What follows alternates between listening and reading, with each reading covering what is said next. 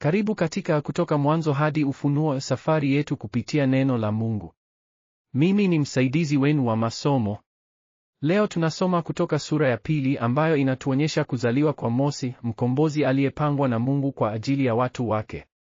Katika kipindi hiki, tutaona jinsi Mungu anavyofanya kazi hata katika mazingira magumu zaidi na jinsi mateso yetu yanaweza kuwa msingi wa ukombozi mkuu. Hebu tuanze kwa kusoma neno la Mungu. Kutoka 2:1-25 inatuambia, mtu mmoja wa nyumba ya Lawi akaenda akamwoa mwanamke wa Kilawi. Naye mwanamke akawa mjamzito, akazaa mwana wa kiume. Alipomwona kuwa ni mzuri, akamficha miezi 3. Hapo Farao alikuwa amewaamuru Wamisri kuua watoto wote wa kiume wa Kiebrania. Lakini mama wa Mose alimweka katika kapu la mianzi, akaliweka kando ya mto Naili. Dada yake Miriamu akasimama kwa mbali kumchunguza. Binti Farao akaja kuoga, akamwona mtoto, akamhurumia. Miriamu akamwendea, akauliza kama anamtaka mjakazi wa Kiebrania amnyonyeshe. Hivyo mama wa Mose mwenyewe akamnyonyesha. Mose akakulia nyumbani kwa Farao, lakini alipokuwa mkubwa aliwaona Wamisri wakiwatesa ndugu zake, akamwoa Mmisri mmoja. Akalazimika kukimbia jangwani la Midiani, akawa binti Yethro. Kuna mambo mengi tunayoyapitiliza katika hadithi hii. Kwanza, mama wa Mose aliitwa Yokebedi, jina lenye maana utukufu wa Bwana. Hii inaonyesha imani yake kubwa.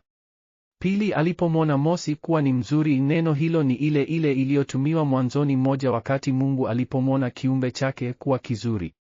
Hii inaonyesha Mose alikuwa na sifa za kipekee za Mungu. Tatu, binti Farao alimuita Mose, maanake nimemtoa majini. Lakini hii ni ironia ya Mungu, Mose atakuwa mkombozi atakayewatoa Waisraeli kutoka Misri kama maji. Mwisho, Mose aliishi miaka 40 Misri, miaka 40 Midiani na miaka 40 akiwaongoza Israeli, maisha yaliyogawanywa vipengele vitatu vya shabaha na Mungu. Katika kifungu hiki tunaona mabadiliko makuu ya kiteolojia. Kwanza, badiliko kutoka mateso kwenda matumaini. Wakati mateso yalikuwa yamezidi, ndipo Mungu alipoanza mpango wake wa ukombozi. Mara nyingi Mungu hufanya kazi wakati mambo yanaonekana yameharibiwa kabisa. Pili, badiliko kutoka hofu kwenda imani. Wazazi wa Mose walimwamini Mungu badala ya kuogopa Farao. Waebrania 11:23 inasema kwa imani walimficha. Imani inashinda hofu ya binadamu. Tatu, badiliko kutoka utumwa kwenda uhuru. Ingawa bado walikuwa watumwa, kuzaliwa kwa Mose kulitoa ishara ya kwanza ya uhuru ujao. Kila ukombozi unaanza na mpango wa Mungu, si juhudi za binadamu. Kutoka 2:24 inasema Mungu akakumbuka agano lake. Hii hamaanishi alisahau, bali sasa alikuwa tayari kuanza kutenda. Wanyamapori walishuhudia hadithi hii kwa mshangao na huzuni. Hebu tuwasikilize. Tai, umeona jinsi mama huyu anavyomwamini Mungu. Amemweka mtoto wake majini, lakini ana imani kubwa. Ndiyo njiwa. Kutoka juu nimeona mpango wa Mungu. Hii si bahati, ni mpango wake wa ukombozi. Lakini ni huzuni kuona mateso ya watu hawa. Mimi ninashangaa. Binadamu wamepewa akili na uongozi, lakini wengine wao wanawatesa wenzao vibaya namna hii. Lakini Mungu yupo macho. Ni kweli. Nimeona binti wa Farao, hana dhambi ya baba yake. Mungu anatumia hata watu wasiomjua kutimiza malengo yake. Kumbukeni Rum saa 8:19-22, sisi tunangoja ukombozi pamoja na binadamu. Mose atakuwa mwanzo wa ukombozi huo.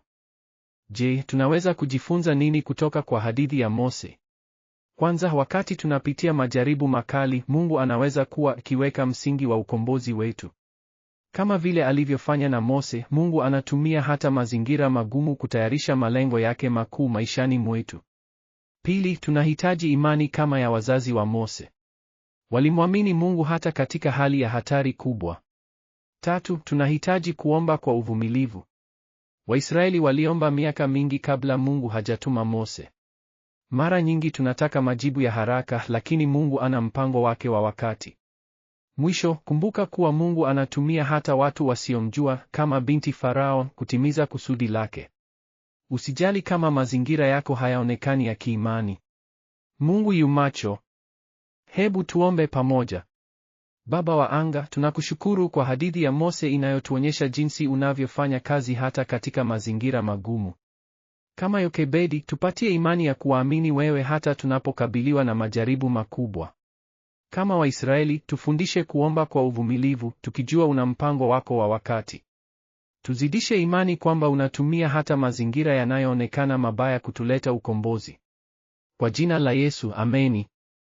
Asanteni kwa kutunga nasi katika kipindi hiki. Kumbukeni, Mungu anafanya kazi hata wakati mambo yameharibiwa. Tuonane kipindi kijacho tutakapochunguza wito wa Mose, hadithi ya kichaka kilichowaka. Mungu atubariki. Jiandikishe kwa maudhui zaidi ya kusoma Biblia.